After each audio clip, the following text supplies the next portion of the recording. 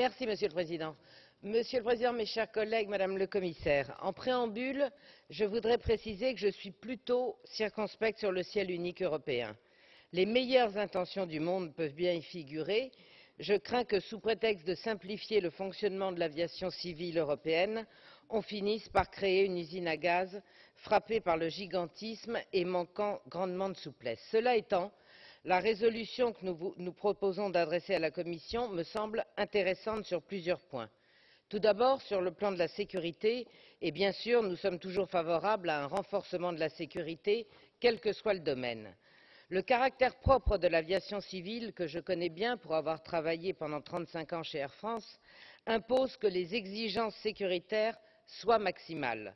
Il serait en effet plus que temps que des mesures soient prises par les autorités de l'aviation civile concernant, par exemple, le suivi médical des personnels de bord après le drame de la compagnie Germanwings. Je me réjouis que la proposition de résolution commune appelle à soutenir la compétitivité des compagnies aériennes européennes. On ne peut pas effectivement rester les bras croisés à regarder couler nos compagnies nationales historiques qui font partie du patrimoine et du rayonnement de notre pays.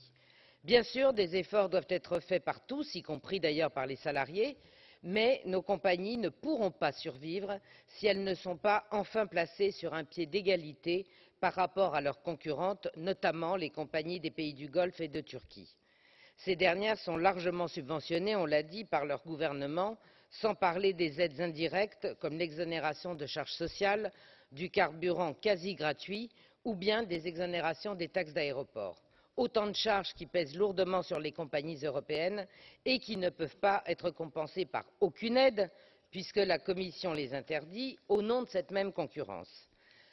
Malheureusement, mes chers collègues, vous n'allez pas au bout de cette logique. En recommandant à la Commission d'accélérer la réduction des émissions de gaz à effet de serre, vous allez inévitablement augmenter les contraintes déjà lourdes qui pèsent sur nos compagnies et par là même pénaliser les clients puisqu'inévitablement le prix du billet d'avion sera majoré à nouveau par une ou plusieurs taxes. Je vous remercie.